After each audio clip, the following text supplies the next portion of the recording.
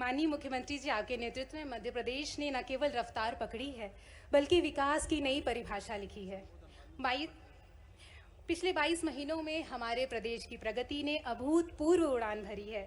हर क्षेत्र में, हर दिशा में, हर मोर्चे पर राज्य ने कीर्तिमान स्थापित किए हैं और यह सब संभव हुआ है आपके दूरदर्शी नेतृत्व, संवेदनशील दृष्टिकोण और जनता के प्रति अटूट समर्पण से। आज मध्य प्रदेश आपके नेतृत्व में आत्मविश्वास से भरा, सशक्त, समृद्ध और स्वाभिमानी राज्य बन चुका है।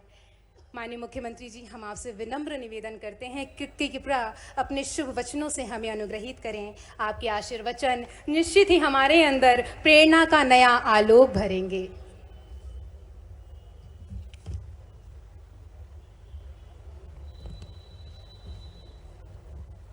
मध्य प्रदेश के स्थापना दिवस के अवसर पर 3 दिवसीय विविध कार्यक्रम में से आज दूसरे दिवस सम्राट विक्रमादित्य महानाट्य के मंचन के इस अवसर पर मंच पर विराजमान माननीय मंत्री करण सिंह वर्मा जी, माननीय मंत्री श्रीमती कृष्णा गौर जी, पूर्व प्रोटेम स्पीकर माननीय विधायक श्रीमान रामेश्वर शर्मा जी, हमारे वरिष्ठ नेता माननीय विधायक श्रीमान भगवान दास सबनानी जी, सभापति श्रीमान किशन सूर्यवंशी जी, डीजीपी माननीय मकवाना जी, एसीएस माननीय शिवशेखर शुक्ला जी, स्वराज संस्थान के संस्थापक सदस्यों में से एक कल्चर क्या बोलना चाहिए, सलाहकारी बोले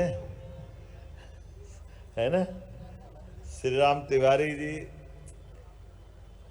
इस अवसर पर मौजूद हमारे विक्रमादित्य शोध संस्थान के इस विविधतापूर्ण लेकिन दुनिया के बड़े नाट्यों में से एक महानाट्य की रचना जिस हम विक्रमादित्य शोध पीठ के माध्यम से हुई है, ऐसी इस संस्था के हमारे एनजीओ के माध्यम से जिस संस्था ने इस पूरे महानाट्य का मंचन का पूरा ये नाट्य तैयार किया, ऐसे अध्यक्ष माननीय राजेश सिंह कुशवाहा जी, डायरेक्टर संजीव मालवीय जी, उपाध्यक्ष माननीय नरेश शर्मा जी।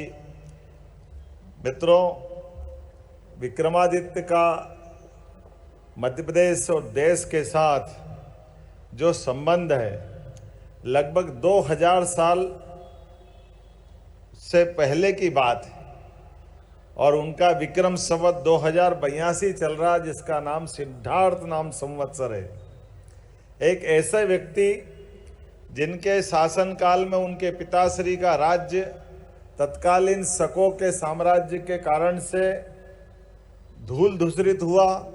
पूरा देश, उस समय का सांस्कृतिक भारत जो अफगानिस्तान से वर्तमान के पूरे हिंदुस्तान, पाकिस्तान, बांग्लादेश, भूटान, बर्मा, नेपाल, ये हमारा दक्षिण एशिया का अधिकांश हिस्सा से लगा करके वर्तमान के अरब के कई देशों तक था।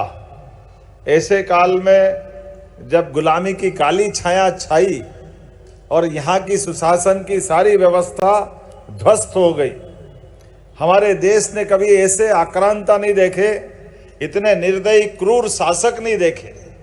यहाँ तो धर्म की ध्वजा धारण करने वाले, विविध प्रकार के अलग अलग कामों से लगे हुए देशवासी अपने अपने सुख आनंद वैभव के साथ अपनी उस धर्म आधारित जीवन पद्धति के आधार पर दुनिया के अंदर अलग प्रकार से जाने जाते थे। लेकिन ये क्रूर शासकों के आने के बाद पूरा देश गुलामी की जंजीरों में जकड़ा गया। सारे विद्वान, सारे सुशासन के मान बिंदु सब नष्ट भ्रष्ट कर दिए गए। उस समय के तत्कालीन बड़े बड़े सत्ता के केंद्र मथुरा, हमारा कंधार, उज्जैनी, ये तमाम महाजनपद एक के बाद एक शकों के शिकंजे में जकड़े गए और शक सुदूर यूरोप के पास से अपनी धीरे धीरे आखिरी आभा बढ़ाते हुए उज्जैन तक शासन करने आ गए और चारों तरफ हाहाकार, लूट, डकैती, तमाम प्रकार के अपराध। ऐसे कुशासन के दौर में यशस्वी तत्कालीन राजकुमार अपने गुरु के आशीर्वाद से एक तरह से बाल योद्धाओं की टीम बना करके न केवल शासन के इस सूत्र को अपने हाथ में लेते हैं। आचार्य उस समय के चंद्रगुप्त, जिनके शिक्षा दीक्षा में गुरुकुल में विक्रमादित्य की शिक्षा दीक्षा होती, वो अपनी तलवार की धार से आक्रांताओं को मार मार करके हिंदुकुश की पहाड़ी के बाहर भेज करके फिर शासन के सूत्र हाथ में लेकर के सुशासन की मिसाल कायम करते हैं। और सुशासन की मिसाल में दानशीलता, विक्रमादित्य से बड़ा दानी कौन होगा, जो अपने आप को भी दान करने का मौका पड़े तो पीछे नहीं हटते थे। जिसके शासन काल में पुनः हमारे अपने संवत का प्रवर्तन हुआ, अर्थात जो संवत प्रारंभ, विक्रम संवत प्रारंभ हुआ, ये संवत हमारे यहाँ किसी के जन्म और मृत्यु से नहीं होते। संवत के प्रारंभ करने की पद्धति, भारतीय पद्धति, ये अपनी पौरुष से होती, सामर्थ्य से होती। अर्थात जो संवत चालू करना चाहता है या जिसको चलाने का अधिकार है, वो हमारे किसी देवी देवताओं के जन्म मृत्यु के साथ नहीं जुड़ते हैं, जो बाकी लोगों के साथ जुड़ते हैं। हमारे यहाँ सुशासन के बलबूते पर जो संवत चलाना चाहता है, वो पूरे भूभाग से सारी प्रजा का कर्जा अपने निजी सरकारी कोष से खत्म, उनका कर्जा माफ करने का दम रखे। और उसके बाद केवल कर्जा नहीं, उसके बाद भी कर्जा विहीन लोग दोबारा काम खड़ा करने के लिए फिर पैसा नहीं लेने जाए। तो ये उज्जैनी में एक बड़ा भारी आयोजन हुआ और सुशासन की स्थापना में विक्रमादित्य ने अपने शासन सूत्र संभालने के लिए, विक्रम संवत चालू करने के लिए ऋणमुक्तेश्वर महादेव उज्जैन में, वहां उन्होंने अपने तत्कालीन, ये जो मैंने बताया कि यहां से लेकर अफगानिस्तान तक के पूरे देशवासियों को आह्वान किया, और जो कर्जा देने वाला और कर्जा लेने वाले सारे रिकॉर्ड ले लेकर के पहुंचे और सारे दस्तावेज जमा करते जा रहे और सारे लोगों को कर्ज मुक्त करते हुए पूरा देश कर्ज मुक्त होगा, इतनी सामर्थ्य उनके कोष में थी, उनके खजाने में थी। और उतने ही नहीं, व्यक्ति होने के नाते से अपने सुशासन के लिए विक्रमादित्य ने नवरत्नों को जुटाया। महाकवि कालिदास कश्मीर से उज्जैन बुलाए गए, घटकर पर धन्वंतरी स्वनाम धन्य नवरत्नों की पूरी मालिका खड़ा की, विद्वानों की रचनाएं हुई, उनके आधार पर उनको अपने अपने क्षेत्र में काम करने के लिए स्वतंत्र रूप से शासन की व्यवस्था के अंतर्गत जो जो कर सकते सब करने के लिए प्रेरित किए। बेताल, विक्रमादित्य और बेताल का किस्सा तो अद्भुत है। बेताल मूलतः बहुत विद्वान व्यक्ति है, लेकिन उनके भी इसी घटनाक्रम के कारण से वो अपना आश्रम जंगल की तरफ बना लेते हैं। घटनाओं की बहुत सारी व्यवस्थाओं के बलबूते पर विक्रमादित्य के जीवन में इतने सारे रहस्य भी है, रोमांच भी है, वीरता भी है, दानशीलता भी है। ऐसे में लगभग विक्रमादित्य के काल के आधार पर कह सकता हूं, इतना सब कुछ करने के बाद भी विक्रमादित्य ने अपने आप को एक आम नागरिक की तरह रखा है। ऐसा महापुरुष 2000 साल में सुशासन के उच्चतम मापदंड बनाने वाले, लेकिन व्यक्तिगत जीवन में निष्प्रभाव से अपने आप को बहुत विनम्र, बहुत छोटा बना करके और दुनिया के कष्ट से कष्ट वाले व्यक्ति के भी पास जा करके उसके दुख में दुख दर्द बांटने की क्षमता रखने वाले ऐसे महान शासक के जीवन काल को लेकर ये हमारे उज्जैन के कलाकारों ने अद्भुत रचना की है, जिसके माध्यम से जोरदार अभिनंदन करें उनके सबके इस महानाट्य के मंचन के आधार पर। कभी हमने ड्रामे देखे, ड्रामे के ऊपर आमतौर पे मंच पर सब दिखता है, लेकिन यहाँ मैदान में आप और हमारे सामने यहाँ घोड़े दौड़ते हुए युद्ध का दृश्य उत्पन्न करेंगे, जैसे उस काल में युद्ध कैसा होता है। प्रत्यक्ष घुड़सवार घोड़े पे बैठ करके युद्ध का दृश्य दिखाई देंगे। हमारे लिए देखते देखते बालक अपना घोड़ा दौड़ाते दौड़ाते ये मंच के ऊपर आएगा, हमारे लिए सौभाग्य और रोमांच की बात होगी कि कोई घोड़ा दौड़ते हुए मंच पे आकर देखना, ये भी जीवन में बहुत अनूठी अद्भुत कल्पना होगी। ये लाल परेड ग्राउंड आज अपना एक नया इतिहास बनाएगा, नया दौर का नया समय आएगा।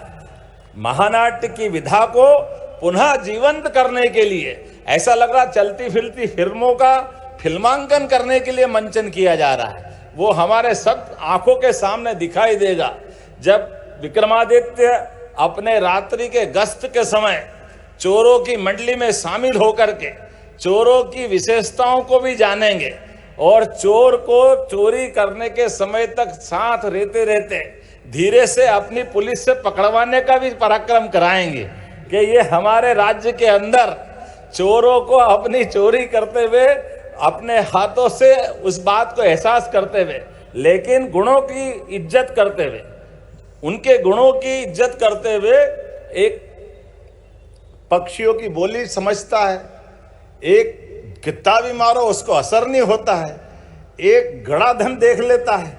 अलग अलग प्रकार के चोर है। विक्रमादित्य कहते हैं आपको जो धन चाहिए हमसे ले लो, लेकिन इस गुण के दुरुपयोग मत करो, इस गुण का उपयोग देश के लिए करो।